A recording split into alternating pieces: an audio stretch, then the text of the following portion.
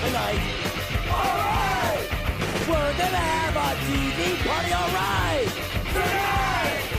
We've got nothing better to do than watch TV and have a couple of brews.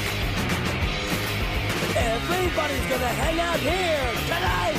Alright! We'll pass out on the couch. Alright! Tonight! We've got nothing better to do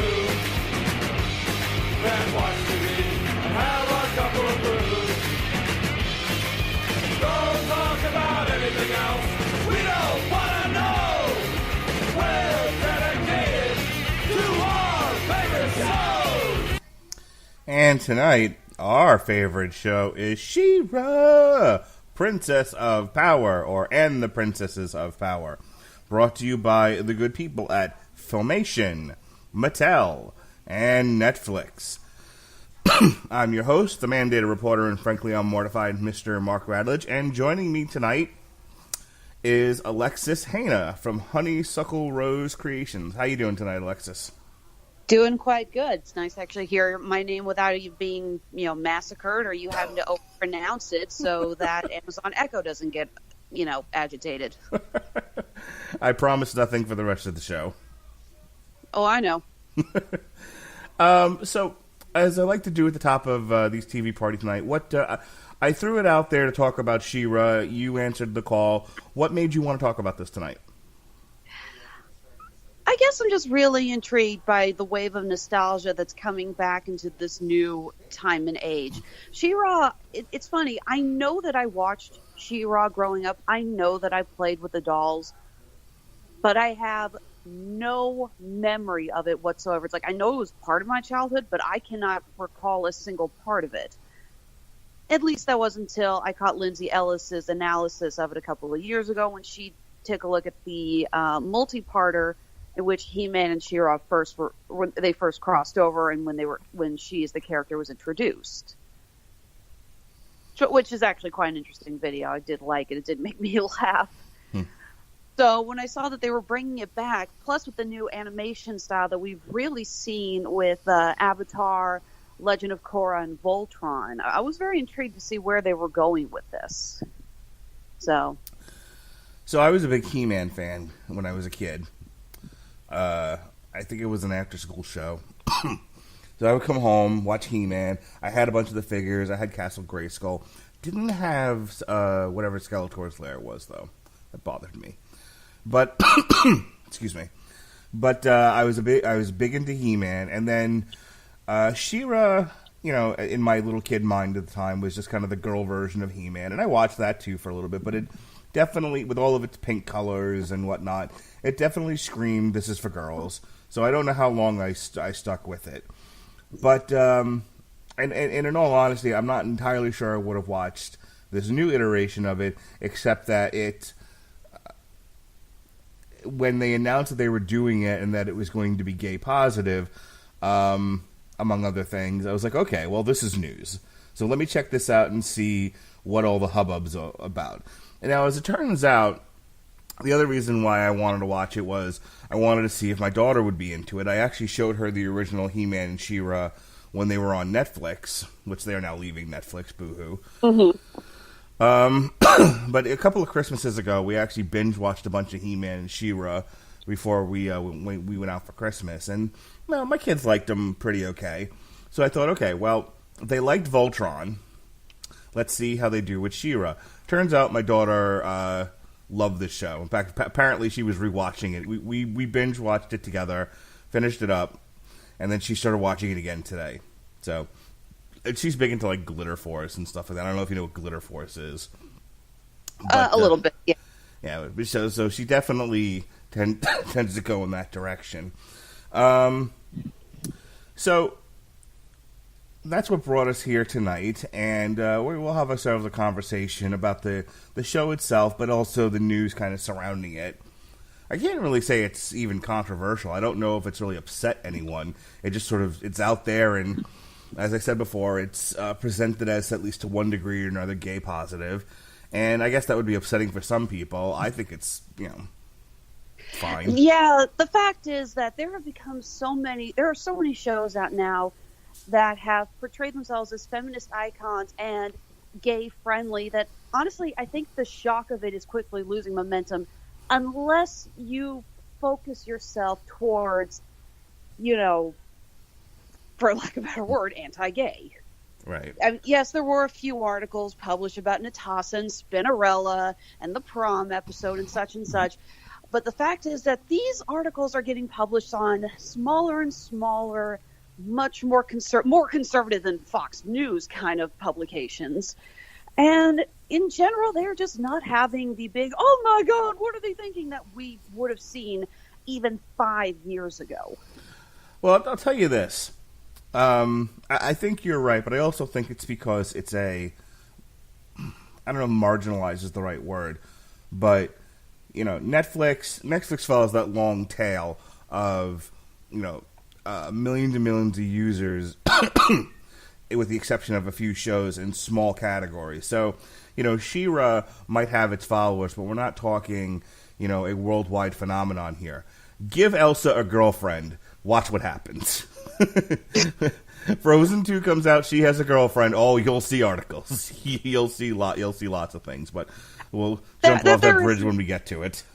I guess there is some truth to that. Yeah, I think if they do something like, you actually are right. I do remember there being a bigger outcry from the trailer shot in Finding Dory, in which they thought they were seeing a baby with two mothers, which frankly amounted to absolutely nothing in the movie. It was just a weird shot that they chose in the trailer. Mm-hmm. And that got a bigger reaction than this. So, yeah, maybe you're right that it's not as big of an audience, or not reaching as big of an audience as the ultra-conservatives are freaking out about. Well, just to put a button on this particular subject, and then we can talk about the cartoon. If you'll remember in the live-action Beauty and the Beast, you had, what was Gaston's friend who was played by? LeFou. You had LeFou dancing with a guy, and people were ready to burn down the theaters. This actually does bring up one of my previous podcasts with you. We discussed the chilling adventures of Sabrina, and I mentioned how freaked out I was that the ultra-conservatives hadn't, launched a torches and pitchforks war against it for essentially having a show about the Church of Satan. And now that you bring this up, I'm starting to think, yeah, maybe it's just because Netflix isn't reaching the realms of those that would be easily offended by this. Yeah. Maybe, we look at Netflix now as the purveyor of the new media. They get more TV shows, they get more movies, but maybe they're not reaching as wide of an audience as we think. Netflix is not Disney.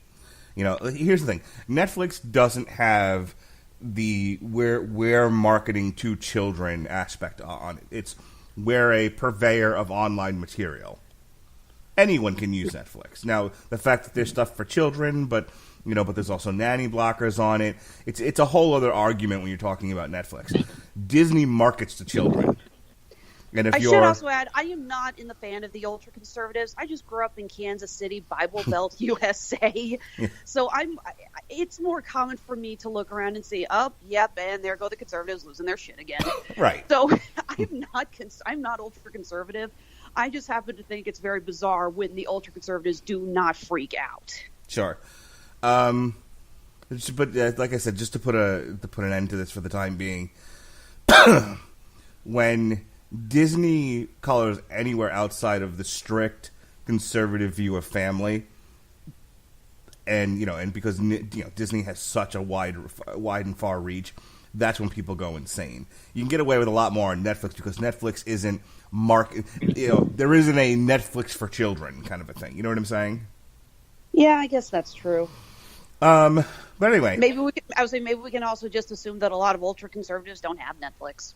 That's entirely possible. So She-Ra and the Princesses, see, there goes. There it's starting, folks. Was developed by Noelle Stevenson, produced by DreamWorks. It was, I believe, 13 22-minute episodes. 13.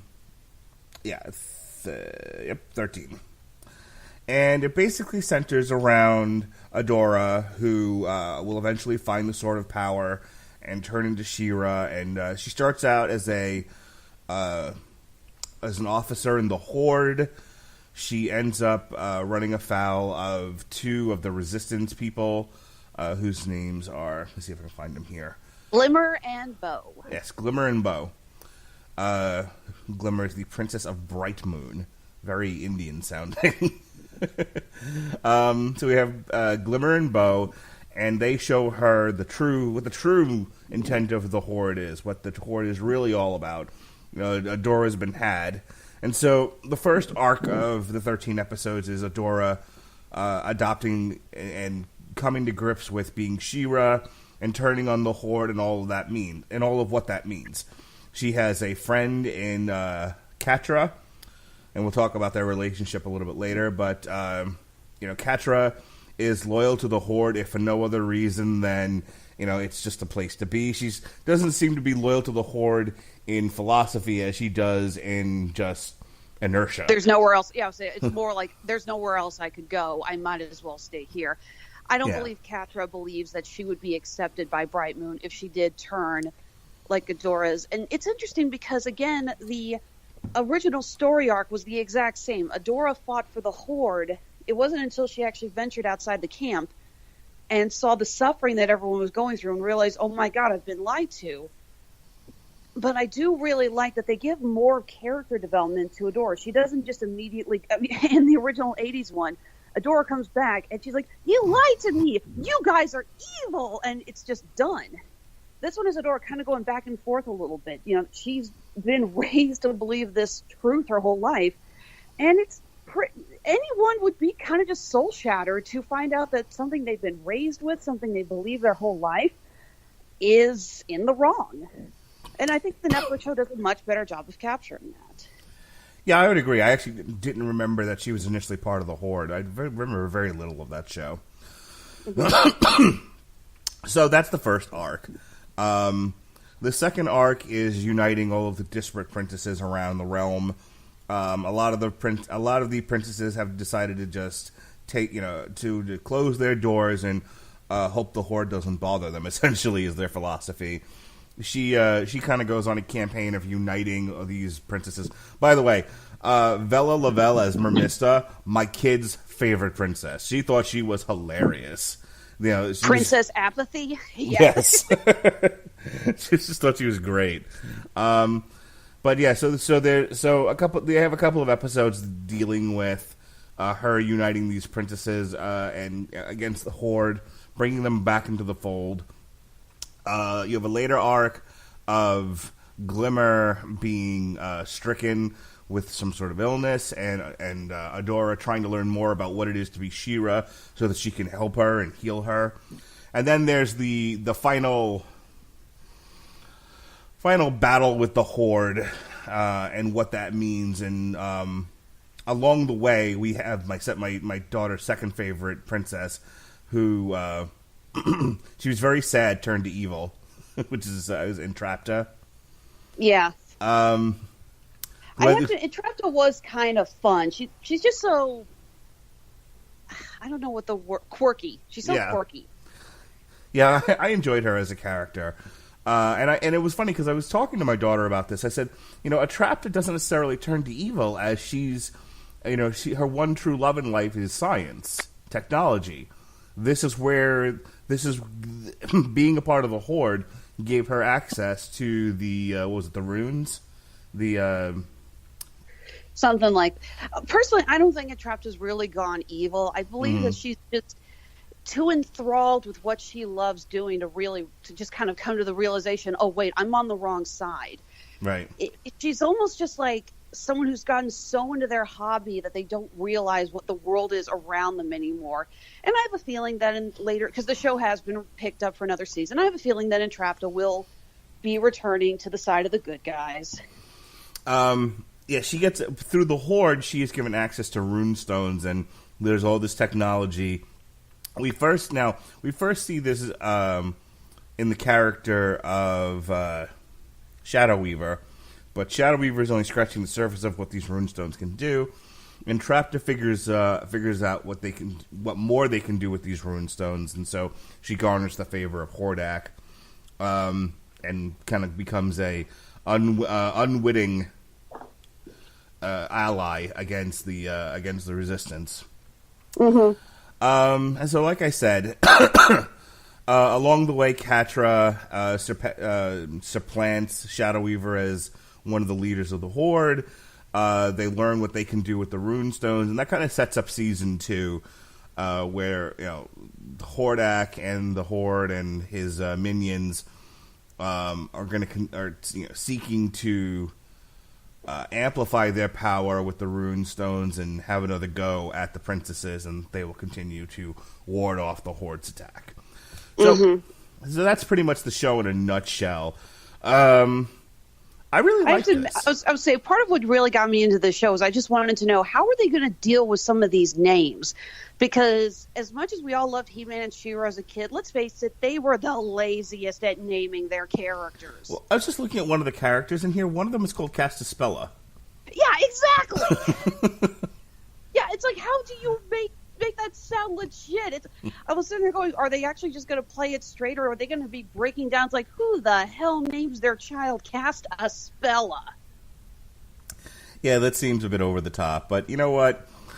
It's a kids' TV show. I'll allow it. I stand by what I said, though. Lou Schreiber was the laziest when it came to naming his characters. Well, God, if you remember the old He-Man figures, what do you have, like Trapjaw, Ramhead, Many Faces. Yeah, Man-E-Faces. I love that at the exact same time. Beast Man, Yeah. I'm trying to think. Well, oh God! Oh, Evil Lynn. That was the other one. I remember, actually, there was that He-Man series that came on in the, I can't remember if it was the late 2000s. I remember watching that, and I was like, and I caught that. I was like, wait, her name is Evil Lynn? Who thought that was a good idea? So, okay. Let's talk about let's just break this down into arcs here. The first couple of episodes dealing with basically the introduction of characters. Let's talk about our lead here. What did you think of Amy Carrero as Adora / She-Ra, the fallen general who comes to the aid of the resistance and adopts this? I love the way everyone else reacts to it. It's like it's not everybody that turns into an 8-foot Amazon woman. Yeah, again, I like that they really dealt more with the character arc of what she's going through, with the idea of betraying everything she's been brought up with. She doesn't have a family outside the Horde. She is essentially how would you feel as a teenager being told that your mother and father, I don't know, were Nazis, for lack of better terms? And you suddenly realizing that everything they taught you about Nazism is bad. It's just a very interesting way to look at how the mind is molded by our perception of what's around us. What I liked about the first couple of episodes was, I think the show succeeds or fails in the beginning on the relationship between Glimmer and Adora. Because, because Glimmer rides that line in the beginning of being obnoxious and relatable. You get the fact that she is firmly entrenched in the beliefs of the rebellion. And she wants to do right by the rebellion, but she also wants to impress her mom. She wants to prove her worth. She's got a lot of internal stuff going on. And then in walks Adora, who she's been taught to see as the enemy, and then she's sort of thrust into this position of, she's not the enemy, she's this warrior goddess come from, heaven to aid you in your quest to rid yourself of the Horde. And Glimmer doesn't, it takes a while for Glimmer to really accept that. It took her a little bit to go like, okay, this twists my entire worldview around, but we're gonna go with it because clearly it's the right move. But I don't necessarily have to like it in the beginning. Bo was a little bit more like, oh, cool, we're the best friends club now. He was definitely, I don't want to call him comic relief, but he definitely took the tension out of a lot of scenes. He was Sokka 2.0, just say it. Okay. But I actually didn't think I would like Glimmer as a character, but after a while, I as I got used to her and I saw her point of view, I'm going to be careful how I tackle this. I like the way she's drawn. That is an interesting point. That in the original '80s series, all of the women were drawn as gorgeous model figures. I mean, it was the '80s. Every woman on the show was either an old hag or stunningly beautiful. Right. There's a running joke from the original series that Glimmer and her mother look like they're probably about the same age. Because, again, they were going to make the queen look ugly. But they had no idea how to draw. So it's like you're either a young child, a beautiful woman, or Madame Raz. I was just saying, you want ugly, they just should have hired Rankin and Bass. Because if there's nothing they can't do, they can produce an ugly character. Yeah, very true on that. Go ahead. But yeah, this is something I've noticed more with shows like Steven Universe, that we're seeing a pull away from the traditional drawing of women characters as all being gorgeous model-esque figures. We're seeing a lot more body types, a lot more variations in that. You have Glimmer, who has kind of a stocky, tweenish build. I'd say I don't think she is fat, but she looks like, but she's not skinny. No. And then you have someone like, we were just talking about it, the Flower Princess. Mm-hmm. Perfuma, that was it. She looked like an average girl. Yeah, but she was much more waif-like, much thinner. Again, a little hard to tell. She's wearing very baggy clothing, but she appears to be more waif-like. And you have Frosta, who basically looks like an Eskimo. You have Mermista. Who also, again, not fat, but not thin. She's got much thicker arms and a much more sturdy build. I was going to say, they made a couple of the girls look like Native. There's a Native American aesthetic to this show, which I don't think I put my finger on until we were just sort of talking about body types and such. But like Mermista had a kind of native build to her. You had the Eskimo character in Frosta. Glimmer had. I wouldn't necessarily say she looks native, or has a lot of native traits to her. And when I say native, I mean Native American. But but her dress was definitely was screaming Native American. It screamed like half the girl mall store Justice, half Native American. Well, he also wonders if that's an attempt by the creators to branch out, because the original She-Ra, they were not only all model-like, they were all white. Right.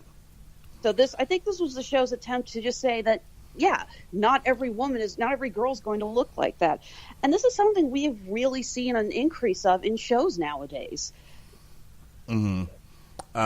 If you've seen the teaser for the new Thundercats show, which I'm just going to say looks like garbage, but if you've seen that, Chitara, who has always been portrayed as this gorgeous female body, has the build of a tomboy with absolutely no curves whatsoever. This is something we've never seen before. Just a point of fact, Thundercats being a really good example. The original Thundercats, you had a couple of different looking guys.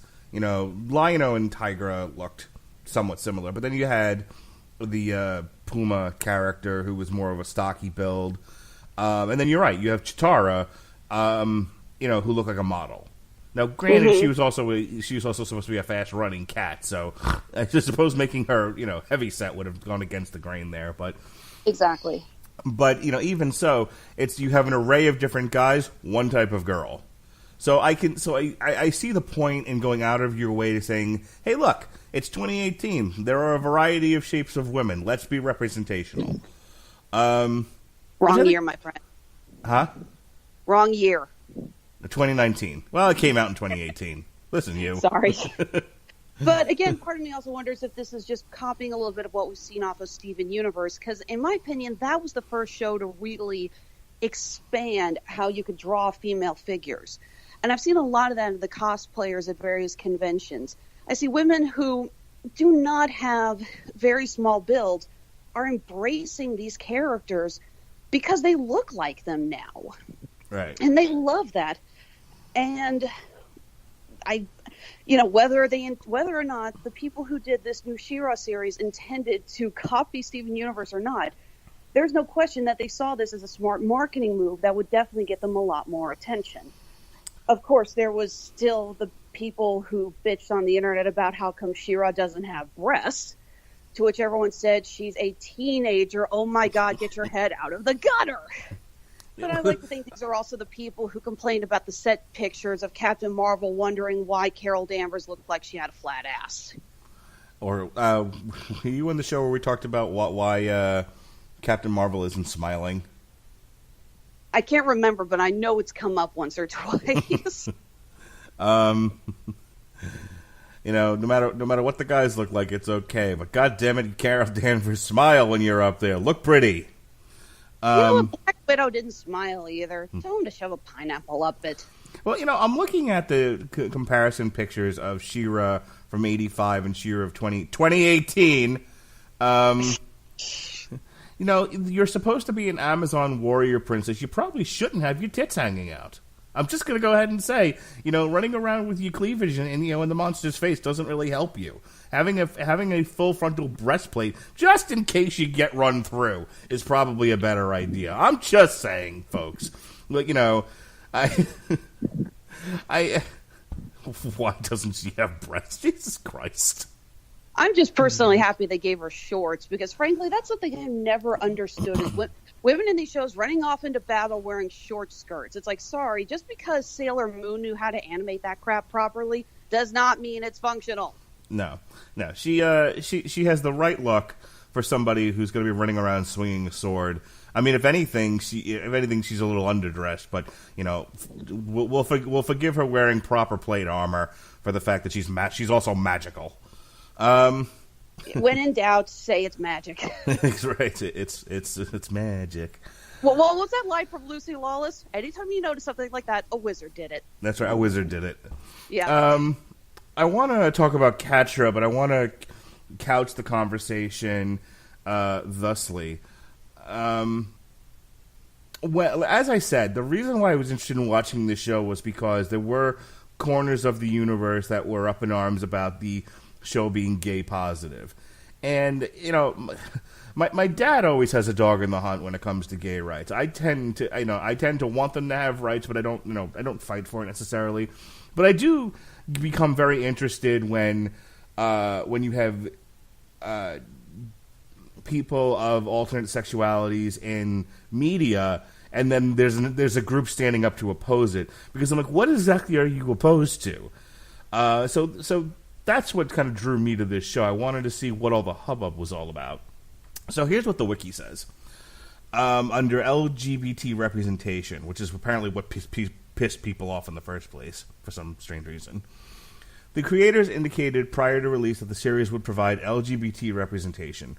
Tor.com commented that the series reads as utterly queer in just about every aspect. I'm going to come back to that statement because I want your opinion on it. Gladly, because I've got one. So the series reads as utterly queer in just about every aspect, with many characters coded as fluid in terms of gender or sexuality, and none as clearly heterosexual. Well, that I do agree with. The first season shows a romantic relationship between two female side characters, Spinnerella and Natasha. Spinnerella being the DJ from Salt and Pepper. Yeah, again, with the lazy name. The character actually goes, it's in my name, Net Tassa. I toss nets. And I'm sitting there going, so did you think that was clever, or were your parents just psychic, or no, we're just going to talk this up to lazy writing? I should have named my son Wrestler, because I want him to be a wrestler. And later on, when he becomes a wrestler, it'll make sense.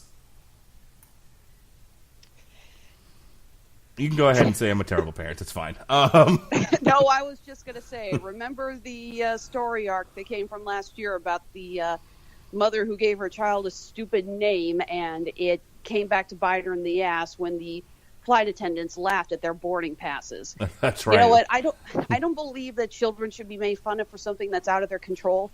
But at the same time, I look at parents and I go, okay, you have to know this crap is coming. You cannot act shocked when it does. Right.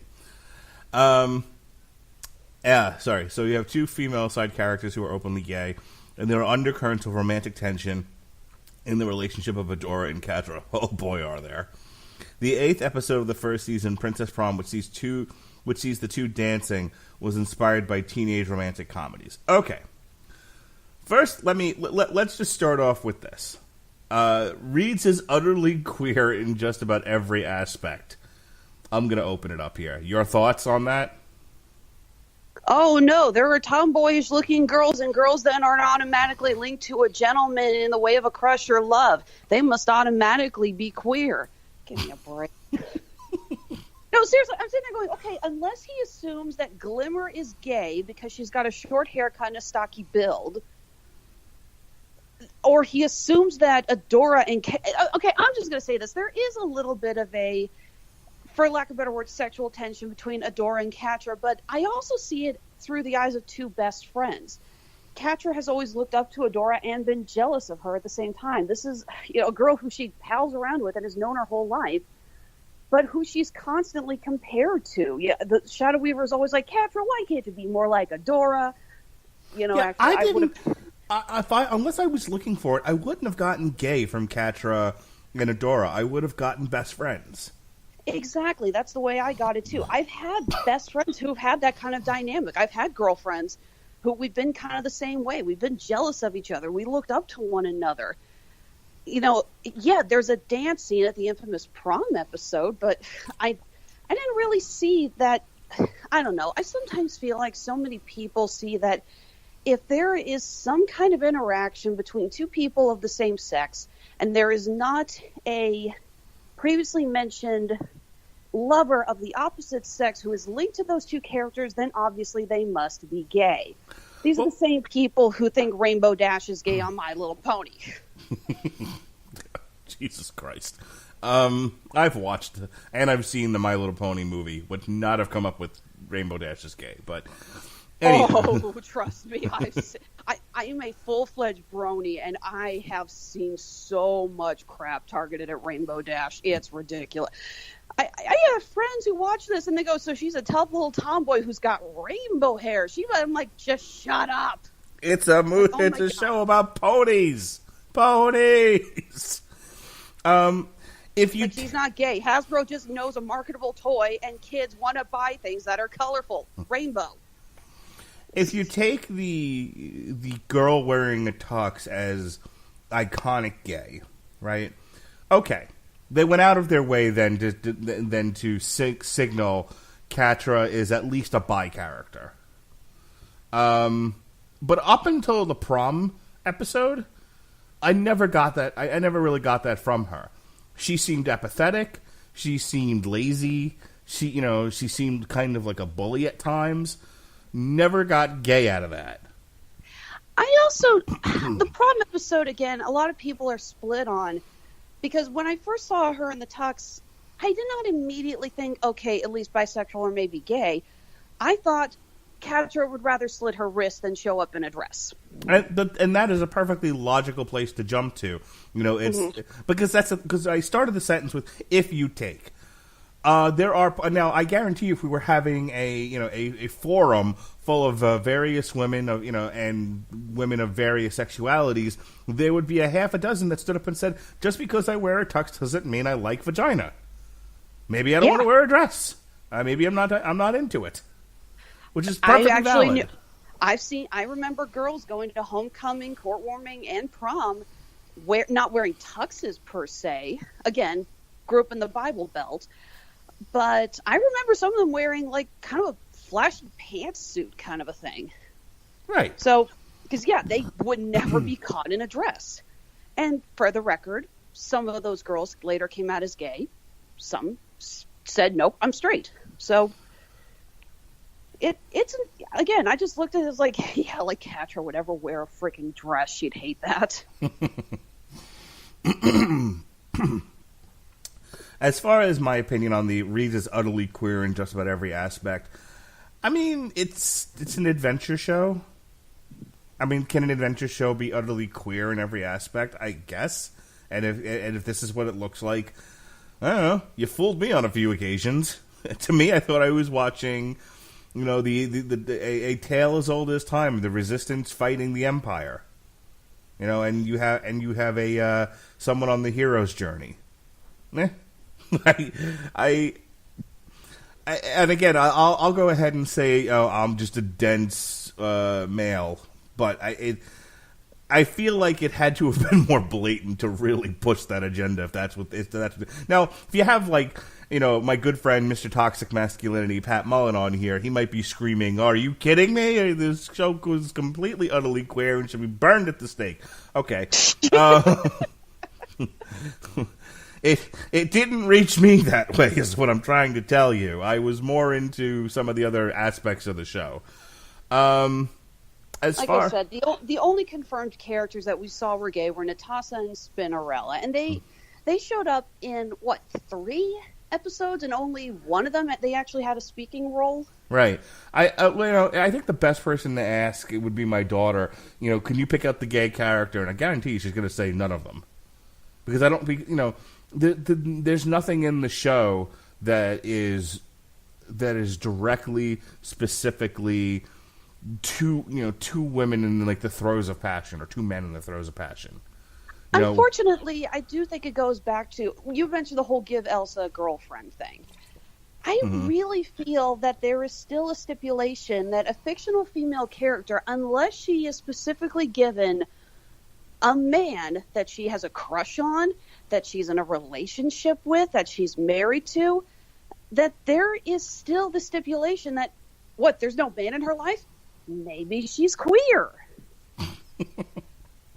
I mean, I'm sorry. I'm just going to say this.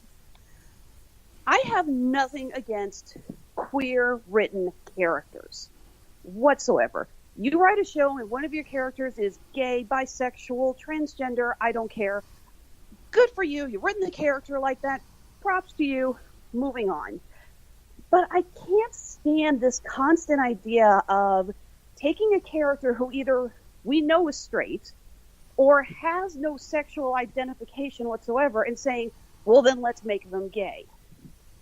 I mean, I'm sorry. I hated all the people who said, when they first saw Force Awakens, they said, let's make Finn and Poe lovers. I'm like, seriously? Or the people who said that Bucky and Captain America should be together. Well, those people are absolutely right. Because there is no hotter on-screen chemistry than Captain America and Winter Soldier. I'll tell you that right now. Well, I think I have to disagree, but that's just because I have a gigantic crush on Winter Soldier. He's one of my favorite comic book characters for a reason. I don't know. I think it's okay to have a crush on somebody who who's gay, who likes a different gender. You can still have a crush on them. It's fine. But no, I just have a problem with groups who try to force sexual orientation onto characters who do not have sexual orientation. One of the things that I liked about Frozen, and that's not even one of my top 10 favorite Disney movies, mostly because I wanted to put a bullet in my head after listening to Let It Go for the 10th time.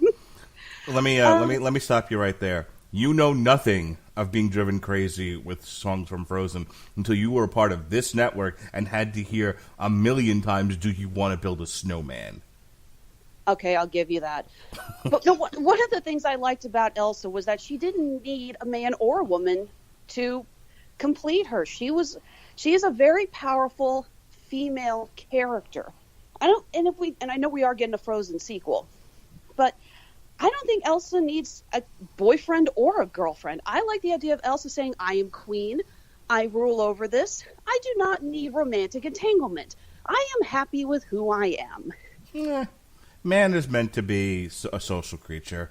Whether it's a girl or a boy, I don't know. I approve of giving Elsa a somebody, because, we all need a somebody. Yeah, like I said, I just like it when we see characters that aren't automatically forced into romantic relationships. I have gotten into huge debates with other people over Zootopia and whether or not Nick and Judy end up together at the end of it. Interspecies, Well, again, it's just like, why can't they just be friends? Why do we have to give them romantic relationships? I am not against written romantic relationships. I just don't like shoehorned in romantic relationships. And again, I feel that that's what a lot of people were trying to do with She-Ra, that because they wanted romantic relationships with these characters, they were basically kind of tricking themselves into seeing it. It's funny. I'm hearing you talk, and somewhere down the line, Jesse and Ronnie are going to hear this show and wait for me to scream out something inappropriate as you're saying, "Why can't this and that happen?" And I'm not doing it because I'm trying to tone that part of myself down tonight. And they're going to find me after they hear the show and be like, "You motherfucker!" Because if it had been one of us, you'd have been. You son of a bitch. So consider yourself lucky, I guess. Well, again, if these characters have been purposely written to be queer, like Natasha and Spinnerella, there is no harm in that. No. But we have not been given any indication. Okay, actually, the only characters that we've actually... There is one character we've seen who is clearly defined, and that's Seahawk. As being straight. Yeah. Yeah, Okay. sorry. The way he's going after Mermissa, I'm pretty sure he's straight. Or he's way overcompensating, one of the two. Yeah, but he brings up a good character. There aren't too many male characters on the show. You've basically got Bo and Seahawk. And now Bo is capable. Bo is, Bo is a good hero and all of that. But Bo is absolutely... what do you call it? Not gender fluid, but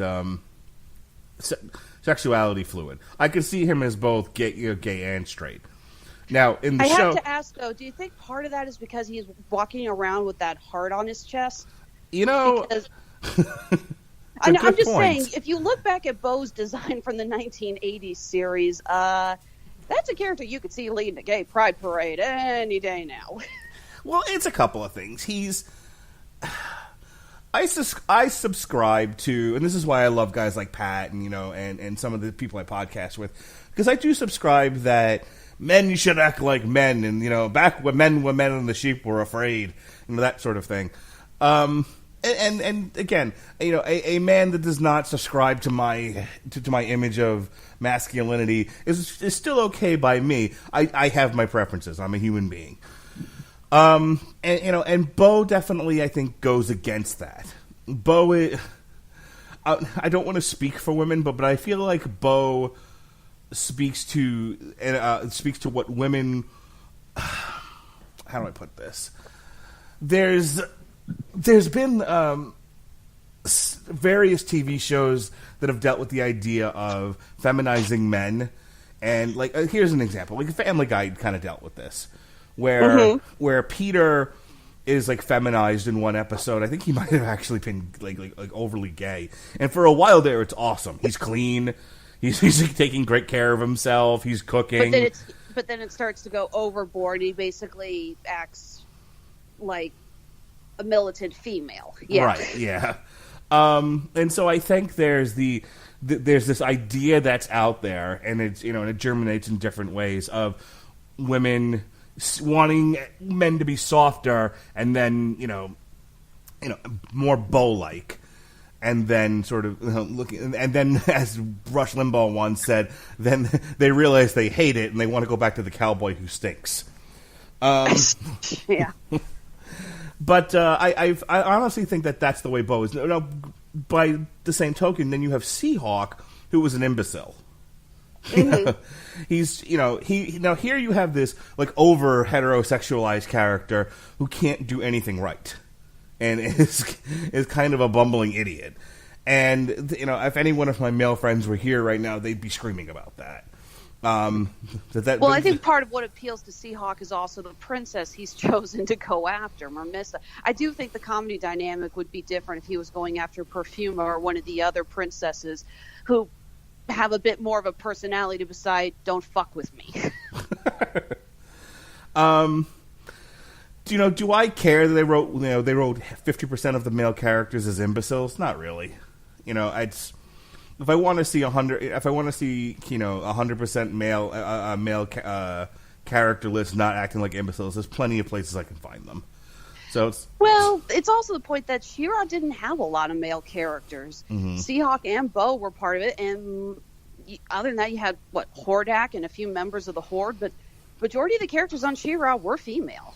I'll say Hordak doesn't really have a personality. Hordak is evil. I was going to say Hordak might as well have been Sauron from Lord of the Rings, just or even from the Necromancer from the Hobbit movies, just a black cloud just hanging out there in space somewhere. It'll be interesting if they try to introduce Prime Evil, who was like the level above Hordak in the original series, because Hordak was portrayed as kind of like Skeletor, evil but bumbling. Mm. Well, when you've got 26 episodes of a show to do, you got to find reasons for your villain to get it wrong.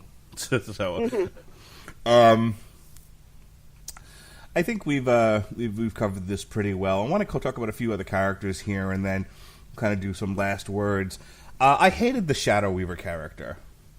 I thought it was the same note with her every episode until they kind of went sideways with the Entrapta storyline. And then then the Horde became somewhat interesting, at least. But I thought Shadow Weaver was like they were almost going for the over the top villain who does like these monologuing villains. That it's just the same thing every episode. I thought she was one of the least well-written characters on the show, and the only thing that's about that there's even a remote hook for is she's been summarily drummed out of the Horde, but she still has her powers. What kind of revenge does she have for Catra and company in the forthcoming seasons? Shadow Weaver unfortunately falls prey to a typical writing trope in which they are given no real clear definition of character other than they are evil, so that when you introduce their higher up, you can go, oh crap, they're really evil. Shadow Weaver is basically just meant to show how powerful Hordak is, not by not having any character, just being a driven, one-note evil villain. I didn't like her. I liked your voice. I thought that was kind of I did like her voice. It was just very unsettling, and I did like that part. Yeah, she was voiced by Lorraine Toussaint, who's a Trinidadian American actress. I'm not sure what else she's been in. Let's see here. What else is on your IMDb page, lady? Most recently, her film credits were Fast Color, Love Beats Rhymes, Girls Trip, Sophie in the Rising Sun, The Night Before, Runaway Island, and Selma. Hey, I've heard of Selma. Yeah, I was going to say, until you got to Selma, I was like, nope, never heard of it, not a niche. And television, the most recent things she's done are, let's see here, Grace and Frankie, Blackish, Chicago PD, Rosewood. She was V. That's right, she was V in Orange Is the New Black. I knew her from somewhere. Ah, okay. All right, I'm gonna kick it over to you. Anything else about the show that you enjoyed, didn't like, thought could have been done better, wanted to talk about? Well, it's funny. The minute I finished watching the show, I went on Facebook and I started a poll to my friends, and I said, okay, which character is going to be the most popular cosplay in 2019 from this show? Because I knew that we were going to get some of that, but I wanted to hear what everyone said. The most popular vote was for Glimmer, which I can see, but considering that Amethyst from Steven Universe is one of the most popular cosplays from there, and Glimmer has a very similar body type. So I could see a lot of girls who cosplays Amethyst now wanting to cosplay as Glimmer. How the hell they're going to do that hair is beyond me. Actually, I hate to say, that's part of the problem with the animation style, is that it's not flat, but you really don't get a very good definition of certain shapes. And Glimmer's hair, I couldn't Is that quite helmet? figure...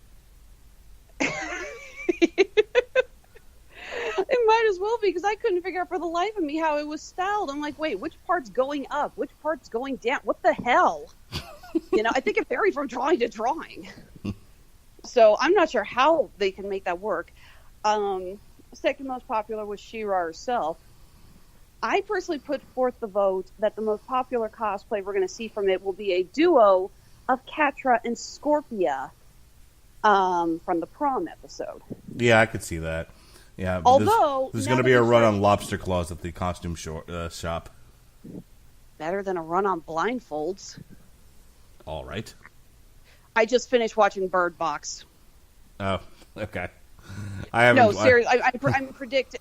Well, I know that there's already the Bird Box challenge in which people are doing everything or everyday tasks wearing blindfolds. To which Netflix has said, "For the love of God, stop," or at least don't sue us. But, actually, no. Now that we started talking more about Ned Thompson and Spinnerella, it wouldn't surprise me if that becomes the most popular duo cosplay. Again, they're not major characters, but they are a very progressive and positive LGBTQ portrayal. I could see this being very popular as we see a lot of girl couples doing Ruby and Sapphire or Sailor Uranus and Sailor Neptune. I could see it. I could see a lot of those. Not to mention Spinnerella's costume has got to be easier than Scorpia's. Any predictions for season 2? I think it's been renewed for like 4 seasons, and they've got 4 seasons worth of arcs. 13 episode arcs already sketched out. So when we last left our heroes, they drove back the Horde, but Catra and Hordak had said, you know what, we now know how to make our weapons stronger and what to do. They have Entrapted there doing the science. They certainly have more guns than the Resistance does. So they have lost the battle, but not the war.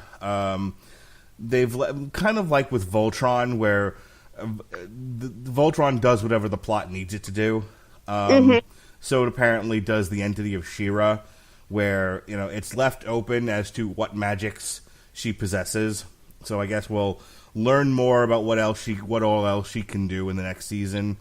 I don't know how many more realms there are for the princesses to, for them to gather more princesses or whatever. But we'll see. I'm curious to see. I mean, there's obviously relationship stuff between the characters that we can't predict that they'll deal with. But I am curious to see, what would you like to see happen? What do you think will happen in the second season? Well, I know that they've announced that there are a couple of other characters that will be appearing in the next season, including what I'm probably massacring the pronunciation here, Flutterina, who from the 1980s series was basically a cute woman with butterfly wings. Gotta sell it in toys. Yep. I am interested to see how many other characters that they can try to bring in, because there are a lot of characters from the 1980 series who have yet to make an appearance. Let me ask you a quick question. I made my daughter and my son sit down. Well, actually, I made my daughter sit down and watch this. My son will just go wherever me and my daughter are, so he watched it as well. He actually got into it. That's good. Obviously your sister is significantly older than my 8-year-old daughter, but has she watched this yet? And if she did, what did she think of it? No, Haley hasn't watched this yet. I don't think Haley would be interested in this sort of thing. Not that she's against this kind of stuff, but she didn't grow up with the 1980s cartoon, so I think that it misses the realm of the nostalgia for her, and I just don't think it's her cup of tea. Okay. So, possibly. I will say, one thing I'm interested to see in this is whether or not we get our He-Man spinoff. Can you do He-Man in 2018? Let's think about this for a second, right? He-Man is a huge bodybuilder-looking wrestler type. He yells out, "I have the power."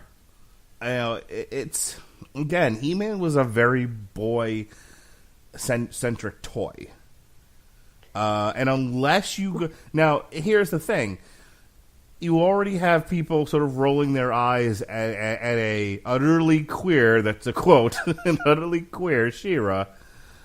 If you present He-Man as it was in 1985, you run the risk of annoying people who think that that's a terribly outmoded way, that's toxic masculinity at its finest. If you go in another direction with it, you run the risk of annoying the toxic masculinity people, saying, "What have you done to my boy things?" Well, firstly, we are given a hint of He-Man's existence. The magic word that She-Ra or Dora uses to unlock the temple is Eternia, which, Eagle Eye fans will remember is the name of He-Man's planet. Right. Adora, they live on, what is it, Etheria? Right. Yeah, that's right. So they already have dropped a hint. Furthermore, I think that they could tie this in with a little bit more backstory about where She-Ra's family is from. The show did not tackle who She-Ra's parents were. The idea is that she was an orphan who was taken in by the Horde and trained. But they didn't bring up the whole, well, wait, who are my parents then? Where did I actually come from? And I could see that being a story arc they'd want to tackle in future seasons. If they do that, that her brother is Prince Adam, and that her parents are that she's from Eternia. I could see that. Furthermore, they did do another He-Man series where they actually kind of toned down his masculinity a little bit. See? It was an early '90s cartoon, I believe. You can't do that without pissing people off. It's always that funny fine line of you have the traditionalists who want He-Man to stay as WWF looking as humanly possible, and if you don't you mean WWE? WWF has pandas. Either way, more He-Man, more panda. I understand where you're coming from, but I guess I look at how they've reshaped these characters from She-Ra. Again, they have taken all of these characters who look like catwalk supermodels and made them into various different body types, various different personas. But we're living in an era now where, we're living in the Me Too era. We're living in this era of, I don't want to say propping up women, but because that's not what I'm trying to say. But no, we're definitely living in an era of saying, hey, all those years you were misrepresented and mistreated, we are trying to make up for it in 5 minutes. Okay, decades of mistreatment, 5 minutes. We're going to try to fix it. Is that okay? Can we do that? And so I think you can get away with it with a show like She-Ra. You're saying that we're doing to feminists now what we did to gays in the 90s? Yes. Okay. This reminds me of a Paula Poundstone bit, where she was talking about this is the year of the woman. And she was like, terrific, thanks. We got a year. I understand where you're coming from, but I still think it's something that I do believe that they're going to try to do. It wouldn't surprise me that, they're not going to start a He-Man spinoff right away, but maybe they wouldn't mind testing the water a little bit by introducing Prince Adam, Eternia, He-Man, and that kick-ass Battle Cat. I think they can get away with a Prince Adam / He-Man existing within the She-Ra cartoon, so long as he's not the lead. I think if 2-3 seasons from now, if they bring in the cast of He-Man to supplement things and widen the arc, I think you can get away with it, because now now you have the utterly queer She-Ra cartoon with these characters that you're bringing into that world. If you start up a whole new world, however, fresh, and it's anything less than as the aforementioned He-Man that I described, I don't think it works as well. I don't think it works now. I don't think it works in this climate. How about this? They were building up, but giving Teela as many storylines as He-Man does. Kind of going the same way that the Avatar: The Last Airbender show went, with giving just as much development to Aang as they did to. Oh my God, blank. I have an important question. If we're gonna prop up Teela and give her as much screen time as her male counterpart, does she still wear the snake breastplate? Oh God, I'm not even touching that one. I'm not gonna lie. You're talking about how they would design He-Man, whether or not he looked like his classic 1980s WWE persona. I'm a professional artist, and I couldn't even begin to just have an idea of how to redesign He-Man that would both please nostalgic fans and appeal to today's modern-day audience. I have no clue other than maybe just put on some damn pants. No, well, I think you'd have to go with the Drax look. Because, whether people picked up on it or not, Drax has already poked fun at the whole He-Man thing. Why aren't you wearing your vest or your shield cannon or whatever the hell it was? I have sensitive nipples, yes. Sensitive nipples. Even though he has to wear the cordite battle harness because it amplified his strength in the original series. Yeah, wow. Thank you, Screw Attack's Death Battle. All right. Have we sufficiently beaten this into the ground? We keep getting distracted and talking about other TV shows, so I guess yes. It's like, hey, I listened to this podcast. It was supposed to be about She-Ra. They did 20 minutes on He-Man. Those fuckers. I still stand by it. If I'm putting down a prediction, I don't know if He-Man would get a spin-off or not, but I do believe that maybe not in the next season, but in the season after, at least in one of these upcoming seasons, we will get a story arc where Adora tries to figure out where her birth parents are, and we are going to see Eternia and Prince Adam. And for the record, I was right about the Crisis on Infinite Earths. You were. Props to you, Alexis. You put my mansplaining ass to shame. It's like, sorry, I'm just going to say it. I normally suck at predicting stuff, but everything I've predicted on this show has come true. Ah, maybe you're the intern that's been listening all these years. All right. No, I'm just a pretty aware geek. All right. I think that's it. Like I said, overall, look, it's an inoffensive show. It's. I don't think it has the gravitas that Voltron has. Voltron's still, to me, one of the best written animated shows of the modern slew of animated shows that are out there. But She-Ra was fine. Like I said, I feel like, first of all, I'm not the audience for this show, so the fact that I even tolerate it, I think, is a miracle. But but my 8-year-old daughter and my 4-year-old son just thought it was Jim Dandy, and it held their interest. And I think that's all the people that wrote the damn show could ask for. So, bully for She-Ra, and of course we'll do this again when the forthcoming seasons come out, as well as Sabrina and all the other shows that Alexis and I like to talk about. So, like I said, props to the designers for creating a show that definitely captivated the attention of nostalgic viewers like me, and an old friend of mine from high school who, when I posted the poll, actually showed a photo of her She-Ra figures, which she still has. Which I wrote, holy hell, how long have you had those things? All right, so with that said, we'll bring a close to this TV party tonight. Next week, it's all Judgment Night all week long. We've got, we're going to do a commentary for the Judgment Night movie. We're going to review the soundtrack, and then we're going to put the damn thing on trial. The following week, on Source Material, we'll be discussing the new Teen Titans, as written by Marv Wolfman. And then Alexis and Ronnie Adams and Jesse Starcher and God knows who else will be on. That's January 15th. They'll be on a TV party tonight discussing the new Greg Berlanti. I said Berlansky the last time I did this. Greg Berlanti, Arrowverse, DC Universe show, Titans, a.k.a. Fuck Batman. Fuck him right in the ass. I mentioned this before the show started. I got our schedule mixed up, and I thought we were discussing Titans tonight and She-Ra next week. To which I got sent a message going, hey, ready to discuss She-Ra? To which I paused and I said, you mean I binge-watched Titans in 2 days for no freaking reason? Uh-huh. Yeah, that's like that's a pain that's going to linger.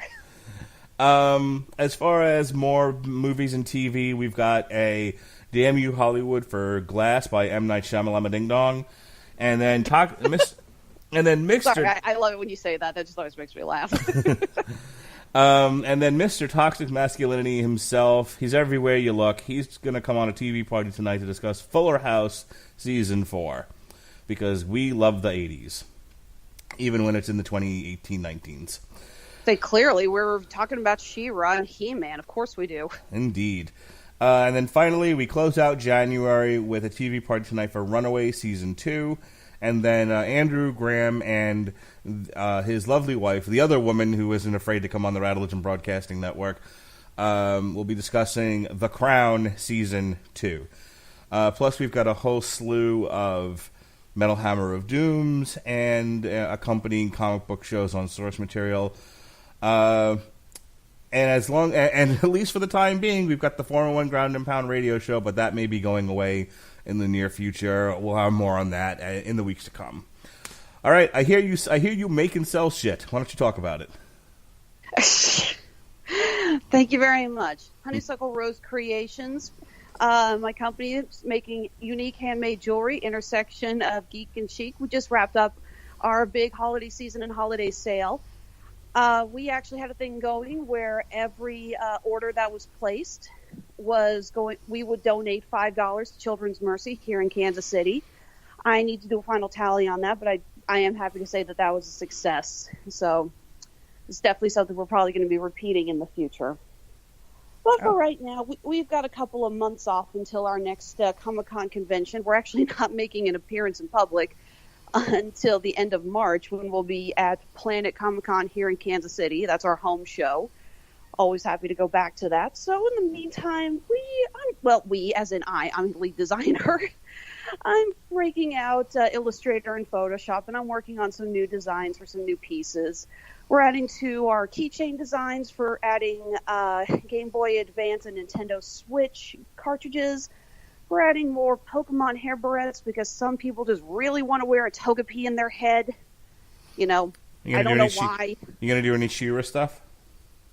I'm actually looking at that. I need to get a better idea of how I would work it. We just got an idea, I was mentioning this earlier, for a Darkwing Duck themed line that we're going to be working on.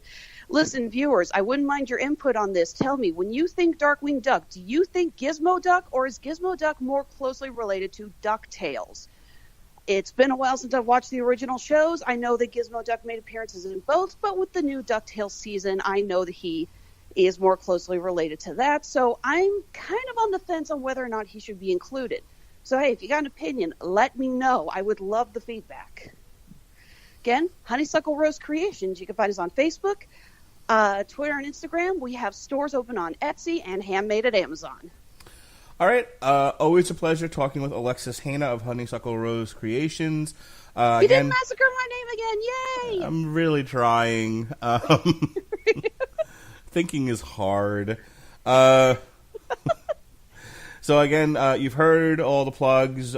Tune in when something strikes your fancy. Until then, for Alexis Hana of Honeysuckle Rose Creations, this is your mandated reporter and frankly unmortified Mr. Mark Rattledge. Be well, be safe, and behave.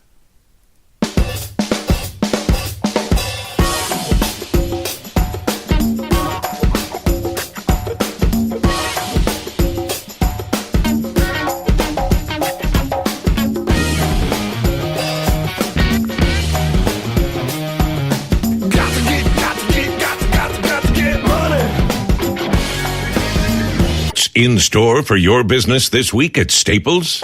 Cases and cases of confidence. Staples can help give you the confidence that your business is ready for the year ahead with all the supplies you need. Like paper. And right now, when you buy a 10-ream case of Staples multipurpose paper, you get one free. So you can be confident you're ready for whatever business comes your way. Buy one case of Staples multipurpose paper, get one free. Now at Staples, where there's a whole lot in store. In store only, limit 10, valid through 1/5/19.